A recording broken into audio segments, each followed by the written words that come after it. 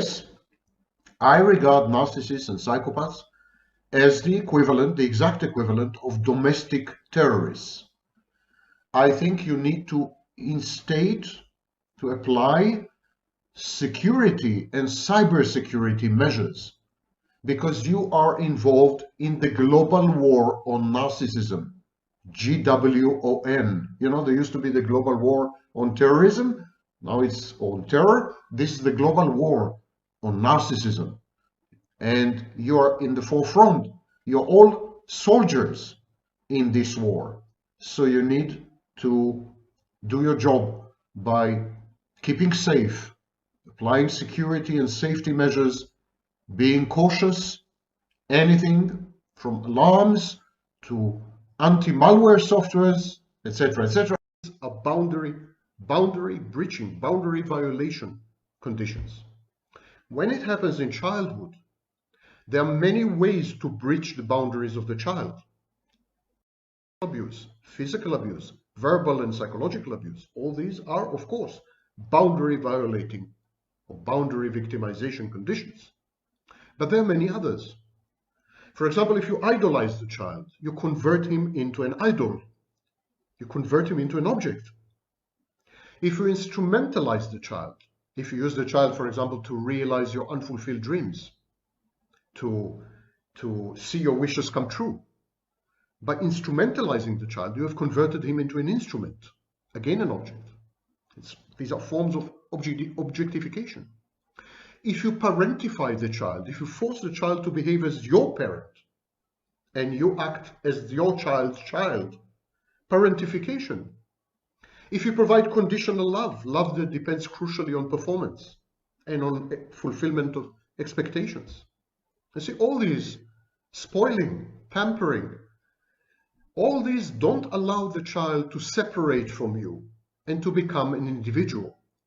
Process that is known as separation individuation. And any breach and violation of boundaries during the separation individuation phase is abuse. The narcissist considers himself infallible, omniscient. He never makes mistakes, and he knows everything. He's a know-all. He's godlike. He possesses the entire knowledge of mankind, and he never makes mistakes.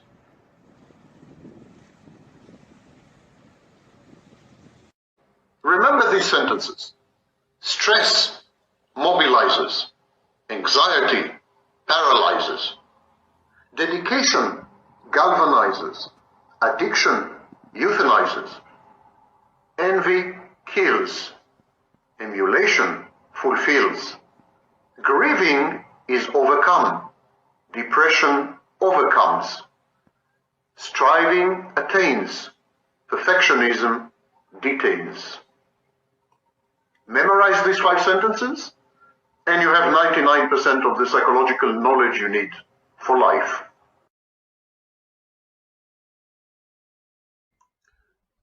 Narcissists and psychopaths make use of 2 techniques of mind control.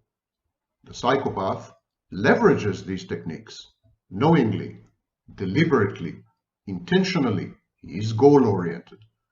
The narcissist uses these techniques unconsciously. That's just the way he is. That's how he operates. And so these techniques are entraining and projective identification.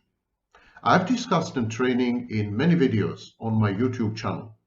To summarize, entraining is the repetition of musical notes or words in a way that synchronizes the brainwaves of the listener with the brainwaves of the emitter of the signal.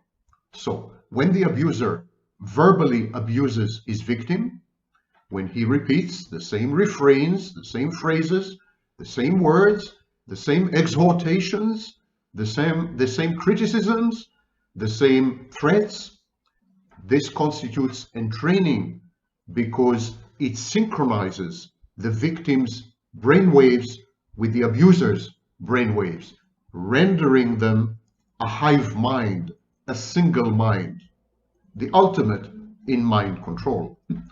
The second mechanism is a lot more complicated and a lot more nuanced and a lot more difficult to explain. It's known as projective identification. And the problem in projective identification is the identification part of it. The victim identifies herself with the narcissist's projected parts. Now, let's first explain projection.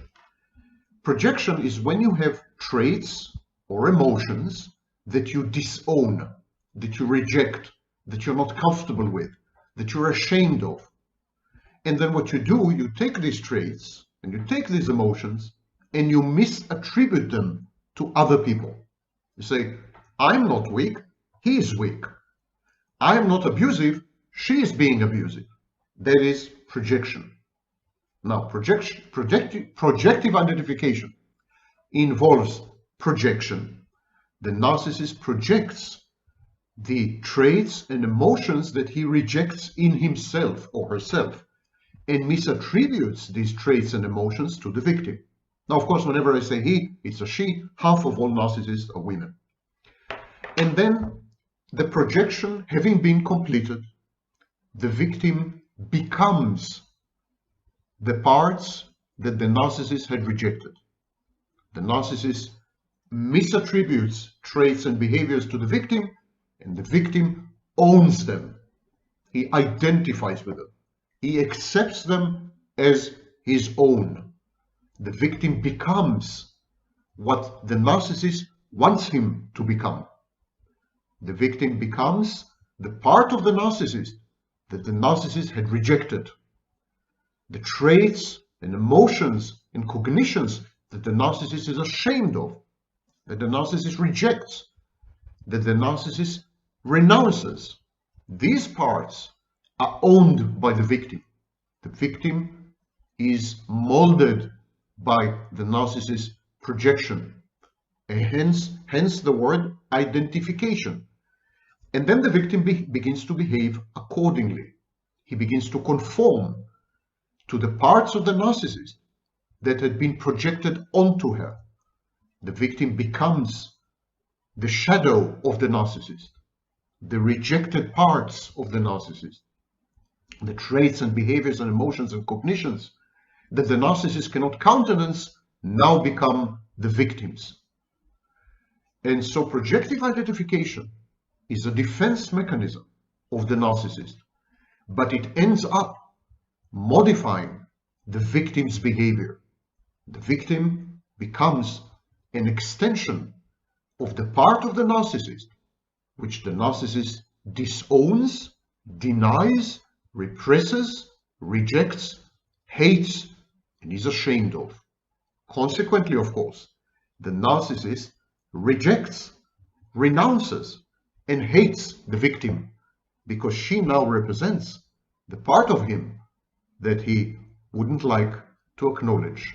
She's a constant reminder of who the narcissist truly is, and her behaviors, having been modified by the narcissist, validate and conform the narcissist's expectations of the victim, but at the same time constantly trigger the narcissist by reminding him who he really is.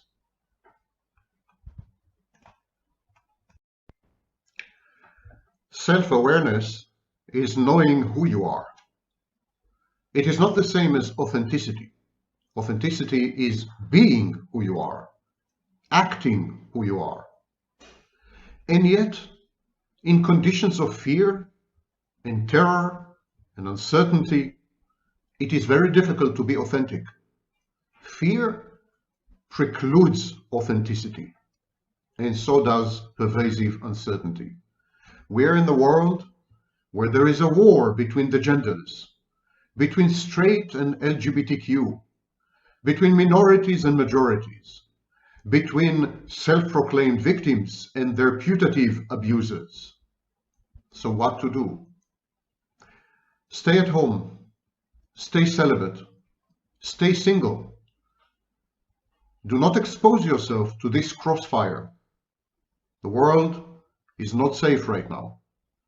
It is time actually to be both self-aware and authentic and self-sufficient.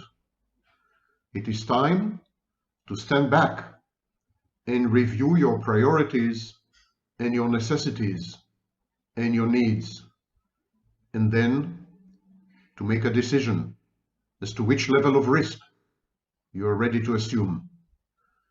Because today, to engage with other people is to risk your freedom and very often your very life.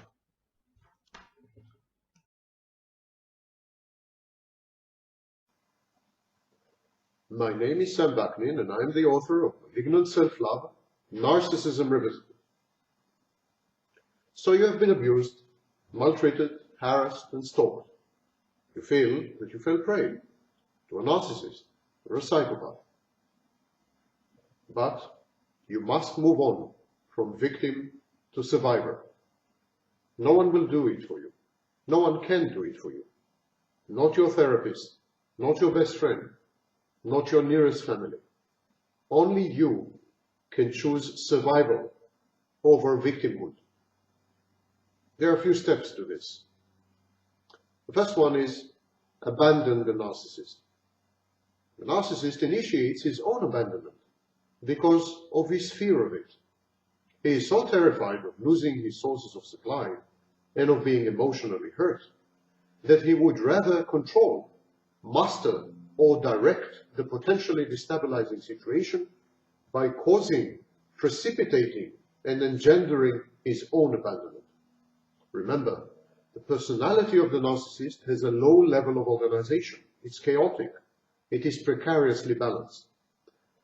Being abandoned could cause a narcissistic injury so grave that the whole edifice of the narcissist can come crumbling down. Narcissists usually entertain suicidal ideation in such cases. But if the narcissist had initiated and directed his own abandonment, if it is perceived by him as a goal that he had set to himself, he can and does avoid all these untoward consequences. The next one is moving on. To preserve one's mental health, one must abandon the narcissist. I have said that, but one must also move on. Moving on is a process, not a decision, nor is it an event. First, one has to acknowledge and accept painful reality. Such acceptance is a volcanic, shattering, agonizing series of nibbling thoughts and strong, intrusive resistances. Once the battle is won, and fresh and harsh and agonizing realities have been assimilated, one can move on to the learning phase. What is a learning phase? We label everything around us and everyone around us. We educate ourselves. We compare experiences. We digest. We have insights. Then we decide, and then we act. And this is what it means to move on. Having gathered sufficient emotional sustenance, knowledge, support, and confidence, we face the battlefields of our relationships fortified and nurtured. This stage characterizes those who do not mourn, but fight, do not grieve, but replenish their self-esteem, do not hide, but seek, do not freeze, but move on. Move on. Move on. This is your motto. This is your mantra. This is the key word. But of course, abandoning anyone, and especially the narcissist, forces one to go through a phase of grieving or mourning. Having been betrayed, having been abused, inevitably we grieve. We grieve for the image we had of the traitor and the abuser, the image that was so fleeting and so wrong. We mourn the damage that he did to us. We experience the fear of never being able to love or to trust again. And we grieve this loss of innocence. In one stroke, we had lost someone we had trusted and even loved. We had lost our trusting and loving selves, and we had lost the trust and love that we had felt. Can anything be worse? The emotional process of grieving has many phases. First, we are dumbfounded, shocked, inert, immobile. We play dead to avoid our inner monsters. We are ossified in our pain, cast in the mold of our reticence and fears. Then we feel enraged, indignant, rebellious, and hateful. And then we accept, and then we cry, and then some of us learn to forgive and to pity. And this is what we call healing. All stages are absolutely necessary and good for you. It is bad not to rage back, not to shame those who had shamed us, to deny, pretend, to evade. But it is equally bad to get fixated on our rage. Permanent grieving is a perpetuation of our abuse by other means. By endlessly recreating our harrowing experiences, we unwillingly collaborate with our abusers to perpetuate their evil deeds. It is by moving on that we defeat our abuser, minimizing him and his importance in our lives. It is by loving and by trusting anew that we annul that which was done to us. To forgive is never to forget, but to remember is not necessarily to re-experience. Forgiving is an important capability. It does more for the forgiver than for the forgiven. But it should not be a universal, indiscriminate behavior. It is absolutely legitimate to not forgive sometimes. It depends, of course, on the severity or duration of what had been done to you. In general, it is unwise and counterproductive to apply to life universal and immutable principles. Life is too chaotic to succumb to rigid edicts and rules. Sentences which start with "I never" or "I always" are not very credible or clever, and they often lead to self-defeating, self-restricting, and even self-destructive behaviors. Conflicts are an important and integral part of life. One should never seek them out, but when confronted with a conflict, one should not avoid it. It is through conflicts and through adversity, as much as through care and love, that we grow. Human relationships are dynamic. We must assess our friendships, partnerships, even our marriages periodically. In and by itself, a common past is insufficient to sustain a healthy, nourishing, supportive, caring, and compassionate relationship. Common memories are a necessary, but not a sufficient condition. We must gain and regain our friendships, our love, our relationships on a daily basis. Human relationships are a constant test of allegiance and empathy. But can you remain friends with a narcissist? Can't you act civilized and remain on friendly terms with your narcissistic ex? Well, never forget that narcissists, at least the full-fledged ones, are nice and friendly only when they want something from you. Narcissistic supply, help, support, votes, money, or sex. They prepare the ground, manipulate you, and then come out with a small favor they need, or ask you blatantly and surreptitiously for narcissistic supply. Sentences such as, "What did you think about my performance?" Or, "Do you think that I really deserve the Nobel Prize?" Narcissists are nice and friendly only when they feel threatened and they want to neutralize the threat by smothering it with oozing pleasantries. Narcissists are nice and friendly when they have just been infused with an overdose of narcissistic supply and they feel magnanimous, and they feel magnificent and ideal and perfect. To show magnanimity is a way of flaunting one's impeccable divine credentials. It is an act of grandiosity. It is an act of humiliating giving. You are an irrelevant prop in this spectacle, a mere receptacle of the narcissist's overflowing, self-contented infatuation with his false self. But all this beneficence is transient. Perpetual victims often tend to thank the narcissist for little graces. And this is the Stockholm Syndrome. Hostages tend to emotionally identify with their captors rather than with the police. We are grateful to our abusers and tormentors for ceasing, even for a moment, their hideous activities and for allowing us to catch our breath before the next blow descends. Some people say that they prefer to live with narcissists, to cater to their needs and to succumb to their whims, because this is the way they had been conditioned in early childhood. It is only with narcissists that such people feel alive, stimulated and excited. The world glows in Technicolor 3D in the presence of a narcissist and decays into sepia colors in the absence of a narcissist. I see nothing inherently wrong with such an approach. The test is this: if someone were to constantly humiliate and abuse you verbally, using archaic Chinese, would you have felt humiliated and abused? Probably not. You don't understand archaic Chinese. He can't get to you.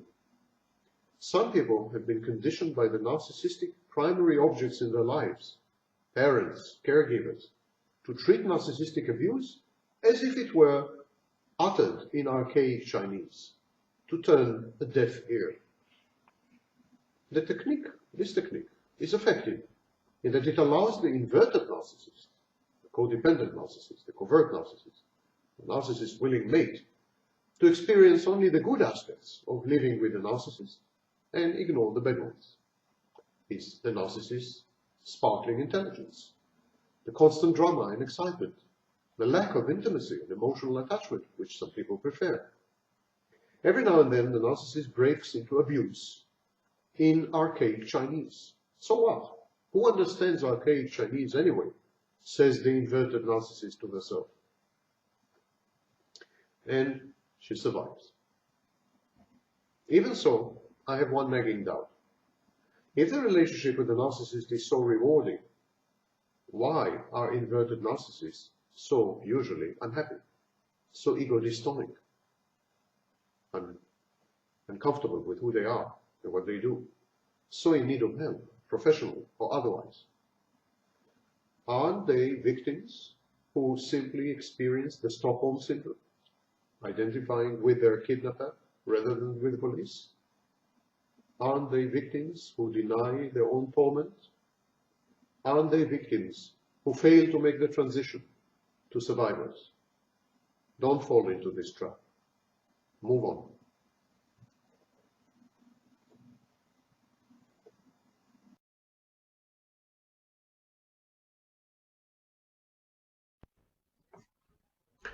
It may come as a shock to you, but the narcissist doesn't see you the way you see yourself. The narcissist doesn't see himself the way you see him. And frankly, it's doubtful whether the narcissist sees anyone at all. My name is Sam Vaknin.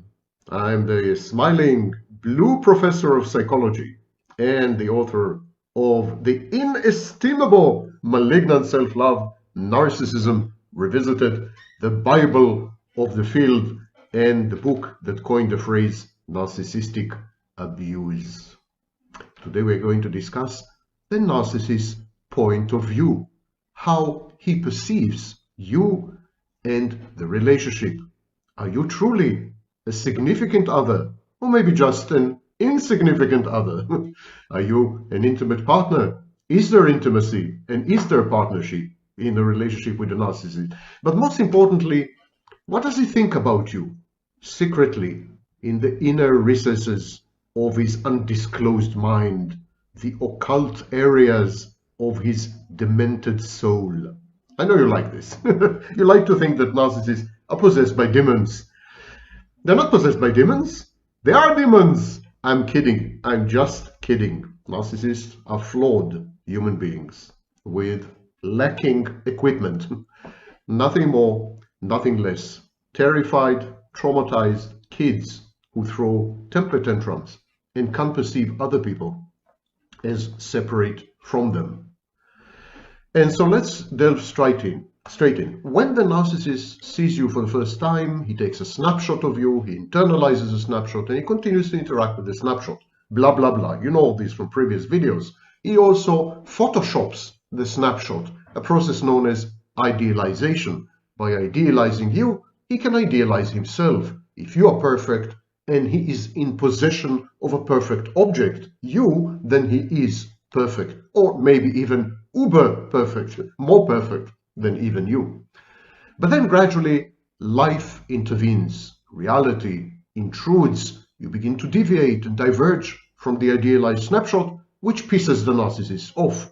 And then he begins to change the way he sees you, the external object. Mind you, the internal object, the introject, your representation in the narcissist's mind, the snapshot, the avatar, that doesn't change until very late in the relationship. But the way he perceives you begins to change. He cannot really accept you as separate from him. You are an extension, you're an organ, but it's like someone with a chronic illness who is very angry at his heart or his liver or his lungs because they give him trouble. So when you get chronically ill with your kidneys, for example, you may develop a hate-love relationship with your kidneys. You may resent your kidneys for giving you a tough time. It's the same thing. That's how the narcissist sees you. Another arm, another leg, if you're extremely lucky, another heart. The narcissist, first of all, is likely to convince himself that he had judged you correctly when you have met. He needs to preserve his grandiosity. The narcissist never makes mistakes. The narcissist is never wrong. The narcissist is infallible. It's inconceivable that he has misjudged you, for example. So he tells himself, I judged her correctly and appropriately when I met her. My perception of her was right. My judgment of people is intact. Nothing's wrong with me. She has changed. She has changed. Why has she changed? Well, I don't know, the influence of bad friends. Her family is poisoning her against me. Circumstances. She is mentally ill or she is physically ill. The medication she's taking. Exposure to left-wing radical ideas in college.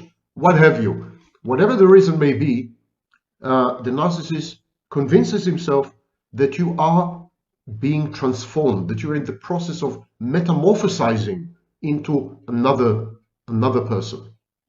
And so the gap between the snapshot and you in reality, the gap between your introject, the internal object that stands in for you in the narcissist's mind and you, this gap grows not only because of what you are doing. This abyss opens up also because of the internal narrative of the narcissist. And this narrative is about how you are changing for the worse. Narcissists are paranoid. They have persecutory delusions. They regard the world as a hostile place, out to get them, as Donald Trump. The second process that happens with the narcissist, his point of view, is that you constantly blame shift. He thinks you're guilty. He thinks you've done something wrong. He thinks he is immaculate and innocuous and innocent. You keep blaming him for things. You keep assigning to him responsibility and guilt and accountability. And he resents this. He thinks you're manipulating him. He thinks you're playing with his mind. He thinks that's a power play and a mind game that you have embarked on. He is bewildered. He's disoriented. You are his mother. You're a mother figure. Why are you doing this to him? And so whenever you disagree with a narcissist or criticize something or suggest something or prefer or suggest, give advice, the narcissist or even offer help, the narcissist perceives this as shifting the blame counterfactually. The facts are in the narcissist's mind that he is blameless, that he is guiltless, that he doesn't deserve any of this, and that what you're doing borders on malice. Mind you, everything the narcissist thinks about you, everything he says about you, may be true. Even narcissists get it right from time to time. And because it may be true, even in principle, it provokes in you profound self-doubt. You begin to ask yourself, maybe he's right. Maybe he has a point. Maybe I'm the narcissist. Maybe I'm misbehaving. Maybe I'm too onerous, ornery, tough, harsh, strict. Maybe I should change my ways. And this is how the narcissist molds you, makes you malleable and mutable. The narcissist presents himself at all times as a victim of his superiors, a victim of the state, a victim of circumstances. He was born in the wrong period in history. And you're, of course, swept in this tsunami wave of self-imputed victimhood. Today it's known as TIV. It's a new personality construct. And so the narcissist casts himself as a victim. And he does this because it affords him the high moral ground. And it's a tool of manipulation. It's also an integral part of his confabulation. He rewrites his history. He recomposes his narrative in a way that casts him in a good light, and all others in a bad light. He's the angel, all the others are demons. He has always been right, they have always been wrong. He deserved much more, they got it. He's been discriminated against, underappreciated, and generally mistreated. That's the victim stance. And he sees you as a victimizer. He sees you as an abuser, which makes communication with the narcissist very difficult, because you don't have common ground and you don't have a common language. Even your most innocuous acts, even things you do which are unrelated to the narcissist, are going to be fitted into the victimhood narrative. The narcissist is going to hyper-vigilantly monitor you, supervise you, spy on you, follow you around in order to gather incriminating evidence. Everything you say and everything you do can and will be used against you in the narcissist court. You have been warned, Miranda. And so this is the I am the victim thing and you are my abuser. And he also thinks that you guilt trip him. He thinks that you are an emotional blackmailer, that you actually sacrifice in order to leverage your sacrifice to make him behave in specific ways. He thinks that you love him because you want something from him. It's not real love, it's conditional love. It's manipulative love, if it is love at all. He thinks you make him feel guilty because by making him feel guilty, you can modify his behaviors, and you're goal-oriented. In his eyes, you're very, very close to a psychopath.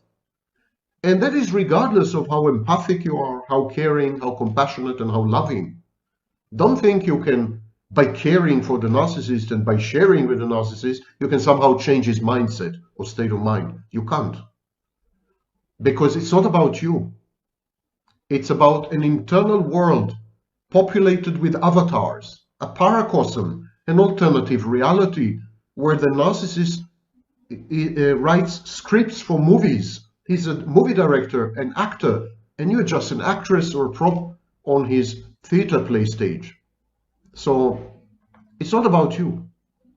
Still, the narcissist perceives himself as a victim who is being emotionally manipulated and blackmailed via guilt tripping. He accuses you when you disagree with this assessment of you. He accuses you of being of lacking self-awareness. You have no introspection, he tells you. You can't see yourself really. You don't look at yourself in the mirror. You are totally unaware of yourself. You have no self-awareness. You really need to get to grips with who you are. You really need to accept how flawed and wrong and sometimes malevolent you are. He's trying to convince you that there's in you a grain of evil. Minnie, all those of you who miss her, here she is, always by my side and on my lips. So he tells you you're not self-aware. He also accuses you of being self-destructive, of being hateful. You want to drag me down with you, he tells you. Your habits are self-defeating. I'm not going to succumb to this. I'm soaring into the stratosphere. I'm bigger than this. I'm cosmically significant. I am divine. I'm godlike. You're not going to drag me to the level of a common human. In extreme cases, the narcissist may deny you sex and become celibate, because by denying you sex, he transcends the foibles and the weaknesses of the human species. He becomes Übermensch. He becomes a Superman. So it's important for him to sustain his grandiosity by casting you not only as an abuser, but as a toxic influence. Someone who creates an ambience, an environment that reduces the narcissist to the lowest common denominator. Narcissist is not human, is the next stage in evolution. And you're trying to transform him or transmute him or transubstantiate him back into human.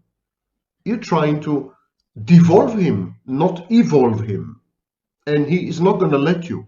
He's not going to let you contaminate him and infect him with your low-grade humanity.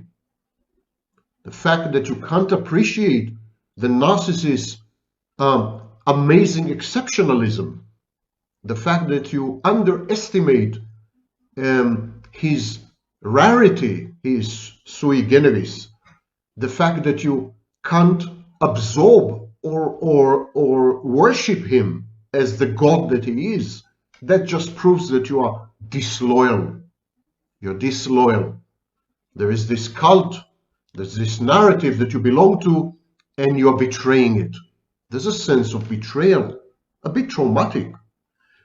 The narcissist has been betrayed as a child by his mother, and here comes a replay, a reenactment of his early childhood betrayal. Actually, he pushes you to betray him, and then when you look for alternatives, he blames you for it. You're out to get me, he tells you. You're just after my money. You lie to me, you deceive me, and you cheat on me with others. You entrapped me. I could have been much further in my career, in my life. I could have been much more accomplished, but because of you, I'm stuck here. Because of you, I can't self-actualize and realize my potential. You're a bad influence of me. You're a trap. In medieval times, they had this vagina dentata, vagina with teeth. Women were considered to be predators, actually, throughout the majority of human history, not men. Women were considered predators, the Venus trap, yeah? So he has this misogyny, he has this deeply embedded hatred of women. And by the way, everything I'm saying, just flip the genders, flip the gender pronouns, and it still works. So if it's a woman, a female narcissist, a woman narcissist, she hates men. She's a misandrist. So the choice of gender pronouns in this presentation is arbitrary. You can easily flip between the genders. It's equally accurate with men and women, because there are no men and women left today. Women are just men with vaginas. So he accuses you of narcissists and borderlines are a perfect match. And this is very surprising. The narcissist tends to devalue and discard his partner, while the borderline has abandonment anxiety. Ostensibly, the borderline would never select a narcissist as a partner because abandonment is guaranteed. Rejection is a foregone conclusion. Why would a borderline risk that? Because she also has engulfment anxiety. The borderline needs a partner who would, at some point, push her away, give her personal space, let her go. The borderline, when she experiences intimacy, she feels bad, she feels suffocated and smothered, she wants to run away. Approach, avoidance, repetition, compulsion. So she needs a partner who would at first idealize her and thereby ameliorate her abandonment anxiety, but then when she feels engulfed and enmeshed and digested and assimilated when she wants to run away, to avoid, would be able to discard her by devaluing her. She needs both functions, and the only intimate partner who provides both functions reliably is the narcissist. In the initial phases of the shared fantasy, when the narcissist love bombs the borderline, idealizes the borderline, it reduces her abandonment anxiety. And in the later stages, when she needs it, the narcissist is available to push her away, to get rid of her, to devalue her, and discard her. And then the cycle starts all over again, because narcissists need to hoover and re-idealize their discarded partners. I dwelt upon it in previous videos. That's just a side comment to one of the questions I've been asked. But I wanted to say something else. The meeting between the narcissist and his victim is a meeting of two hungers. The victim is hungry for love and intimacy and acceptance, and the narcissist is hungry for existence. The narcissist tries to become through the victim. The narcissist tries to exist through the victim. But the sad irony is that the only way for the narcissist to exist through the victim is to abscond with her existence. And the only way for the narcissist to become through the victim is to deny the victim her own becoming. And on the other end of the equation, the only way for the victim to obtain love from the narcissist is to stop being, to not be. And the only way for her to maintain intimacy with the narcissist is to become as much of an absence as he is. And this is the predicament and the conundrum of the shared fantasy. There's a meeting of two irreconcilable, incompatible hungers. Thank you so much, Sam. I cannot thank you enough for your time. You've been so generous and for this conversation. I hope one day when I'm somewhere where you are, I know you're in Europe right now, yes? Or do you, you're originally from Israel. So hopefully I travel a lot to Europe. So hopefully sometime I'll be in your area and would love to invite you to one of my concerts. It would be an honor to meet you in person. Thank you. Thank you so much. Thank you, Sam. Bye-bye. Thank you for having me. Bye-bye. Bye-bye.